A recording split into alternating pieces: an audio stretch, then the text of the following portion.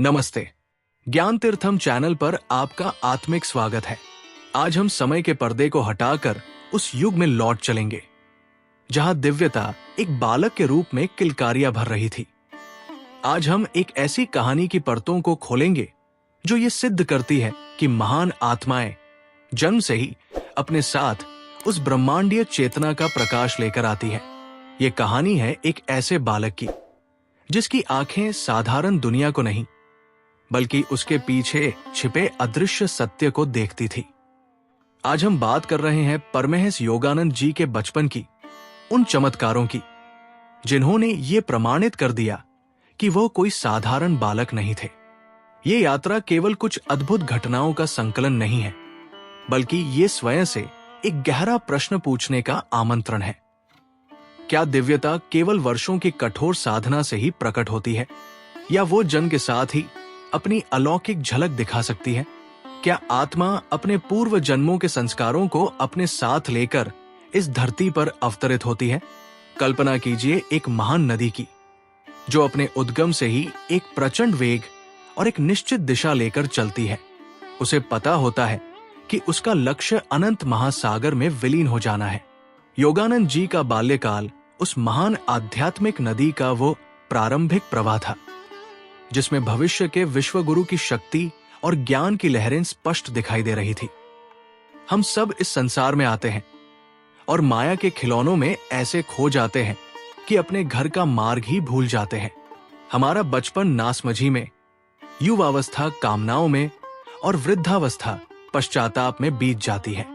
परंतु कुछ आत्माएं ऐसी होती हैं जो इस संसार में आते ही जागृत अवस्था में होती है। वे खेल खेल में भी उस परम सत्य को खोज रही होती है, जिसे खोजने में योगी और संत अपना संपूर्ण जीवन लगा देते हैं। मुकुंद लाल घोष, जो बाद में परमहंस योगानंद के नाम से विश्व विख्यात हुए, एक ऐसे ही बालक थे। उनका बचपन साधारण बच्चों जैसा होकर भी असाधारण था। उनके खेलों में भी एक गहरा आध्यात्मिक संकेत छिपा होता था। उनकी इच्छाएं सांसारिक वस्तुओं के लिए नहीं बल्कि उस अनंत ईश्वर के लिए होती थी। उनकी कहानी हमें यह सोचने पर विवश करती है कि हम अपने बच्चों के भीतर और स्वयं अपने भीतर किस दिव्यता को अनदेखा कर रहे हैं। क्या हम केवल सतह पर जी रहे हैं, या हमने कभी अपने अस्तित्व की गहराइयों में झांकने का साहस किया है? योगानंद जी का जीवन एक दर्पण है जो हमें हमारा वास्तविक स्वरूप दिखाता है।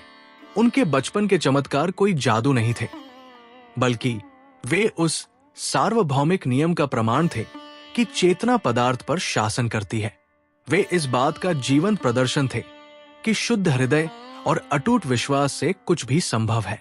जैसा कि वे स्वयं अपनी कालजयी कृति योगी कथामृत में कहते हैं, हर मानव के मन की गहराई में उसके अतीत के कर्मों और अनुभवों की स्मृतियां छिपी होती है, जो सही समय पर अंकुरित होती है। मुकुंद के भीतर भी उनके अनगिनत जन्मों की आध्यात्मिक साधना के बीज छिपे थे, जो उनके बाल्यकाल से ही अद्भुत पुष्पों के रूप में खिलने लगे थे। आज हम उन्हीं दिव्य पुष्पों की सुगंध को अनुभव करने का प्रयास करेंगे और ये जानने की कोशिश करेंगे कि ये चमत्कार हमारे अपने जीवन के लिए क्या संदेश लेकर आते हैं। ये यात्रा आपके मन को झकझोर सकती है, आपकी मान्यताओं को चुनौती दे सकती है और शायद आपको उस सत्य के और भी निकट ले जा सकती है जिसे आप हमेशा से खोज रहे हैं। तो अपने हृदय को खोलकर इस दिव्य कथा प्रवाह में डूबने के लिए तैयार हो जाइए। साधारण मानव जीवन अज्ञान के एक घने आवरण में लिपटा होता है। हम स्वयं को ये शरीर मानकर जीते हैं और इसकी सीमाओं को ही अपनी नियति समझ लेते हैं। हमारी चेतना इच्छाओं, भय और अहंकार के त्रिकोण में कैद रहती है। एक साधारण बालक खिलौनों के लिए रोता है, सांसारिक मोहमाया में आनंद खोजता है। वो अपनी पहचान अपने नाम और अपने परिवार से जोड़ता है। परंतु एक दिव्य बालक इस संसार को एक लीला क्षेत्र के रूप में देखता है। वो जानता है कि वो इस नाटक का एक पात्र मात्र है। नाटक का रचयिता कोई और है। परमहंस योगानंद जी का बचपन इसी आध्यात्मिक जागरण का एक जीवंत उदाहरण है। उनका मन सांसारिक प्रलोभनों में नहीं बल्कि हिमालय की गुफाओं में बैठे योगियों के ध्यान में रमता था। जिस उम्र में बच्चे भागकर अपनी मां के आंचल में छिपते हैं, उस उम्र में मुकुंद ईश्वर को पाने के लिए हिमालय की ओर भाग जाने की योजनाएं बनाते थे। ये कोई बचपना नहीं था, ये आत्मा की अपने स्रोत की ओर लौटने की एक गहरी उत्कंठा थी। ये उस हंस की छटपटाहट थी जो मानसरोवर लौटना चाहता है। भारतीय आध्यात्मिक संदर्भ में इसे पूर्व जन्म के संस्कार कहा जाता है। गीता में भगवान कृष्ण अर्जुन से कहते हैं कि योगी का ज्ञान और साधना कभी व्यर्थ नहीं जाती, वो अगले जन्म में भी उसके साथ रहती है। योगानंद जी का ईश्वर के प्रति ये अदम्य आकर्षण उनके पिछले जन्मों की साधना का ही फल था। उनके बचपन की एक अत्यंत प्रसिद्ध घटना है जो उनके अगाध विश्वास और संकल्प शक्ति को दर्शाती है। एक बार वे अपने बड़े भाई के साथ छत पर पतंग उड़ा रहे थे। उनकी पतंग कट गई। तभी उनके भाई ने उनकी दूसरी पतंग भी काट दी और मजाक उड़ाते हुए कहा, लगता है आज तुम्हारे भाग्य में पतंग उड़ाना नहीं लिखा। मुकुंद को यह बात चुभ गई। उन्होंने आंखें बंद की और ईश्वर से प्रार्थना की, हे प्रभु, मुझे एक और पतंग दीजिए। उन्होंने अपने भाई से कहा कि ईश्वर उनकी प्रार्थना अवश्य सुनेंगे। और फिर एक चमत्कार हुआ। हवा के एक झोंके के साथ एक दूसरी कटी हुई पतंग लहराती हुई आई और ठीक उनके सामने आकर गिर पड़ी। उस पतंग की डोर एक और पतंग में उलझी हुई थी। इस प्रकार एक पतंग मांगने पर ईश्वर ने उन्हें 2 पतंगे भेज दी। ये घटना साधारण तर्क और बुद्धि से परे है, परंतु ये आध्यात्मिक जागरण का एक महत्वपूर्ण सूत्र उजागर करती है। ये हमें सिखाती है कि ब्रह्मांड हमारी चेतना का दर्पण है। जब हमारा विश्वास अटूट और हमारा इरादा शुद्ध होता है तो प्रकृति के नियम भी हमारे लिए झुक जाते हैं। हम अपने जीवन में कितनी बार आधे अधूरे मन से प्रार्थना करते हैं, संदेह के साथ प्रयास करते हैं और फिर असफल होने पर भाग्य को दोष देते हैं। मुकुंद का विश्वास एक बालक का निर्मल विश्वास था, जिसमें कोई किंतु परंतु नहीं था, कोई संदेह नहीं था। वो एक सीधा हृदय से निकला हुआ संवाद था। जैसा कि योगानंद जी ने बाद में लिखा, मानव का मन जब संदेह और भय से मुक्त होकर एकाग्रचित्त से किसी वस्तु की कामना करता है तो ब्रह्मांड की शक्तियां उसे साकार करने में जुट जाती हैं। वो 2 पतंगों का चमत्कार केवल एक घटना नहीं, बल्कि इस सार्वभौमिक नियम का एक व्यावहारिक प्रदर्शन था। ये हमें ये जगाने के लिए था कि हमारे भीतर भी वही शक्ति है, परंतु वो संदेह और अविश्वास के बादलों में छिपी हुई है। उस बालक ने हमें दिखाया कि विश्वास कोई अंधी आस्था नहीं, बल्कि एक रचनात्मक शक्ति है जो अदृश्य को दृश्य में बदल सकती है। इस तरह की घटनाएं हमें हमारे अज्ञान से झकझोरती है। वे हमें ये एहसास कराती है कि जिस वास्तविकता को हम ठोस और अपरिवर्तनीय मानते हैं, वो वास्तव में चेतना की ऊर्जा से ही निर्मित है। हमारा अहंकार हमें ये मानने से रोकता है कि हमसे बड़ी कोई शक्ति है। हमारा भय हमें अपनी सीमित क्षमताओं के दायरे में कैद रखता है। योगानंद जी का बचपन इन दोनों बाधाओं को तोड़ने का एक दिव्य प्रयास था।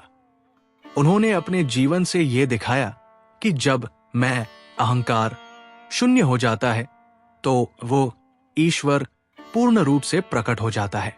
हर चमत्कार अपने पीछे एक गहरा आध्यात्मिक प्रतीक छिपाए होता है। वो केवल एक आश्चर्यजनक घटना नहीं, बल्कि एक मौन उपदेश होता है जो हमें भौतिकता के पर्दे के पार देखने की दृष्टि देता है। परमहंस योगानंद जी का बाल्यकाल ऐसे ही प्रतीकात्मक चमत्कारों से भरा हुआ था, जो आज भी सत्य के अन्वेषियों का मार्गदर्शन करते हैं। उनके बचपन की एक और रहस्यमयी घटना एक ताबीज से जुड़ी है। उनकी मां को एक साधु ने एक चांदी का ताबीज दिया था और कहा था कि इसे मुकुंद के हाथ पर बांध दे। ये ताबीज अदृश्य रूप से उसकी रक्षा करेगा और जब इसका उद्देश्य पूरा हो जाएगा तो ये अपने आप अदृश्य हो जाएगा। वर्षों तक मुकुंद ने उस ताबीज को पहना। वो उनके लिए एक बाहरी सुरक्षा कवच के समान था, परंतु जैसे जैसे उनकी आंतरिक आध्यात्मिक शक्ति जागृत होने लगी, उस बाहरी प्रतीक की आवश्यकता समाप्त होती गई। एक दिन जब वे अपने गुरु श्री युक्तेश्वर गिरि से मिलने की तैयारी कर रहे थे, उन्होंने पाया कि वो ताबीज रहस्यमयी ढंग से गायब हो चुका था। वो कभी नहीं मिला। ये घटना एक शक्तिशाली रूपक है। ताबीज बाहरी आस्था का प्रतीक है। हम अक्सर अपनी सुरक्षा और आध्यात्मिक प्रगति के लिए बाहरी वस्तुओं, प्रतीकों और कर्म कांडों पर निर्भर रहते हैं। ये प्रारंभिक अवस्था में आवश्यक हो सकता है, परंतु वास्तविक आध्यात्मिक यात्रा तब शुरू होती है जब हम इन बाहरी सहारों को छोड़कर अपने आंतरिक गुरु और अपनी आंतरिक शक्ति पर निर्भर होना सीखते हैं। ताबीज का गायब हो जाना इस बात का संकेत था कि अब मुकुंद को किसी बाहरी सुरक्षा की आवश्यकता नहीं थी। उनकी अपनी आत्मा की शक्ति और उनके गुरु की चेतना ही उनका सबसे बड़ा कवच बनने वाली थी। यह हमें सिखाता है कि हमें धीरे धीरे प्रतीकों से ऊपर उठकर उस सत्य को पकड़ना होता है जिसकी ओर वे प्रतीक इशारा कर रहे हैं। मंदिर की मूर्ति से ऊपर उठकर अपने हृदय मंदिर में बसे ईश्वर को पहचानना होता है। एक और अद्भुत घटना जो गुरु शिष्य संबंध के अलौकिक स्वरूप को दर्शाती है, वो है उनकी बहन की हैजे से चमत्कारी ढंग से वसूली। उनकी बहन हैजे से मरणासन्न थी। डॉक्टरों ने जवाब दे दिया था।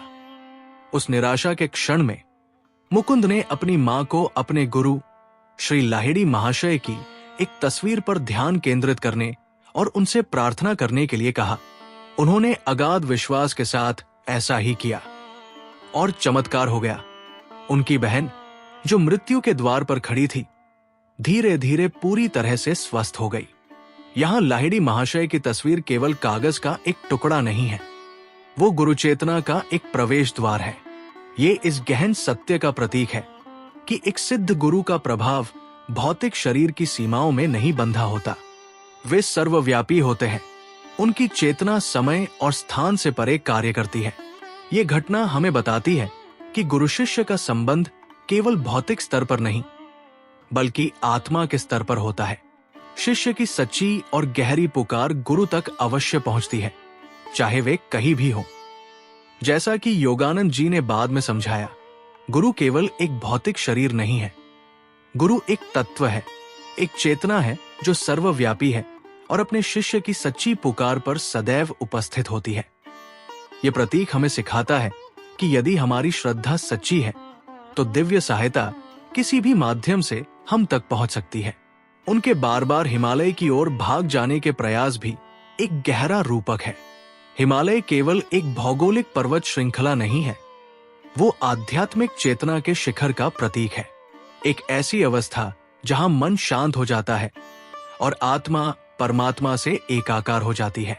उनका घर से भागना सांसारिक उत्तरदायित्वों से पलायन नहीं था, बल्कि ये आत्मा की अपने वास्तविक घर की ओर लौटने की स्वाभाविक प्रवृत्ति का प्रतीक था। हम सबके भीतर भी एक हिमालय है, एक शांत, मौन और दिव्य स्थान। पर हम संसार के शोर में इतने उलझे हैं कि हमें उसकी पुकार सुनाई ही नहीं देती।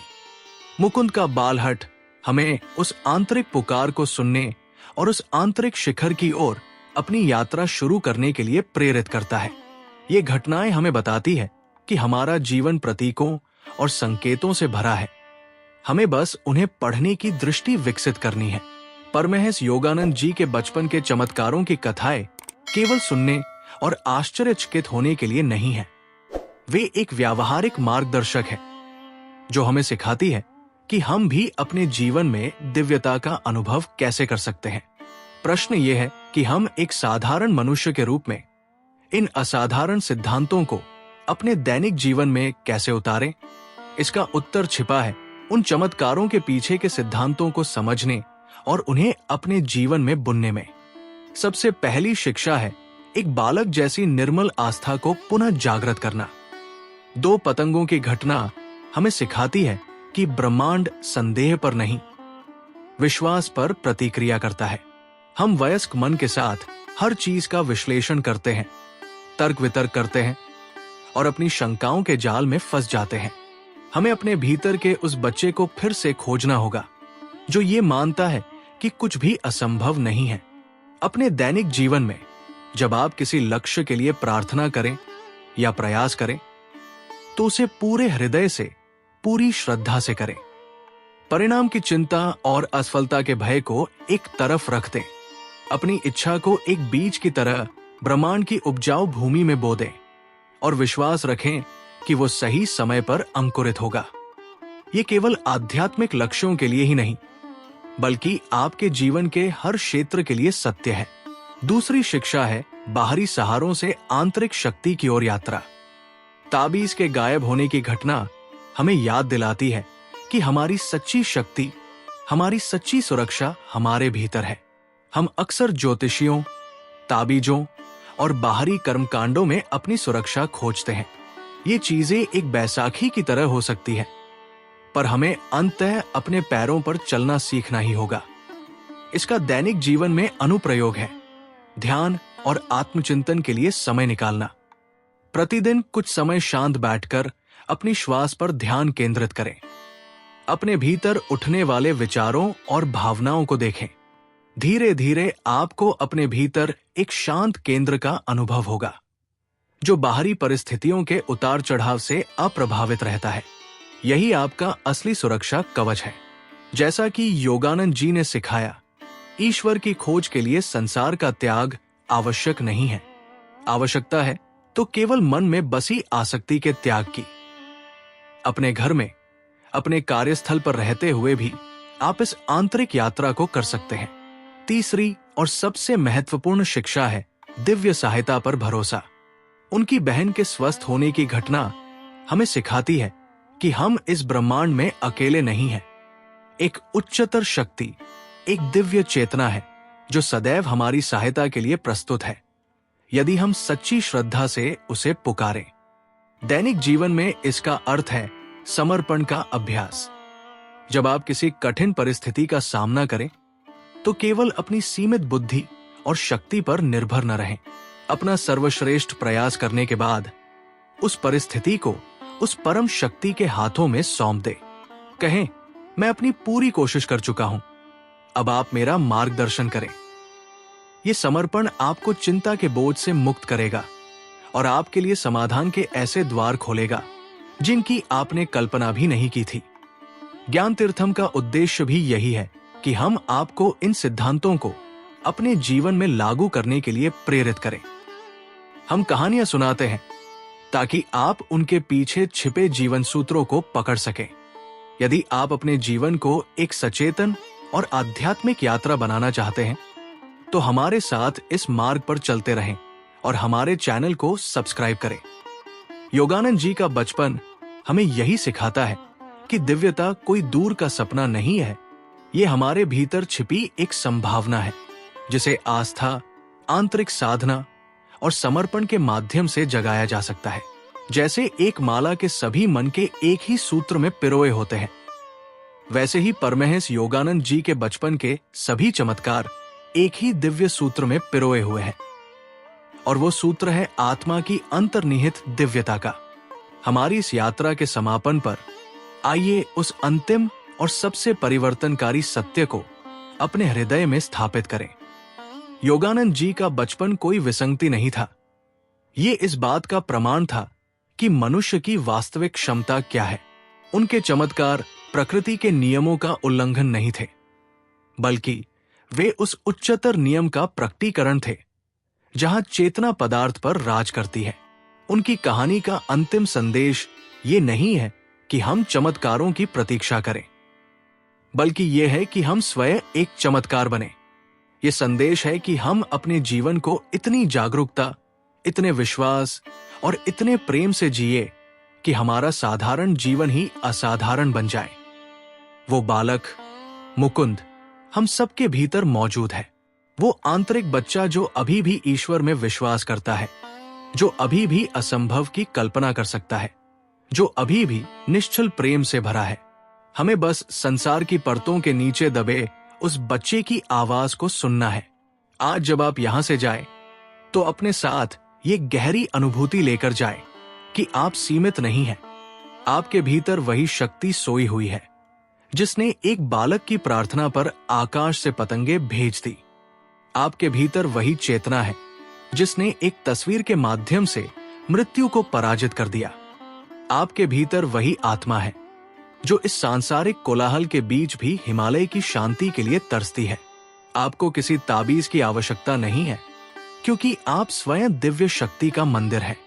योगानंद जी का जीवन हमें ये याद दिलाने के लिए था कि हम यहाँ केवल जन्म लेने, जीने और मर जाने के लिए नहीं आए हैं।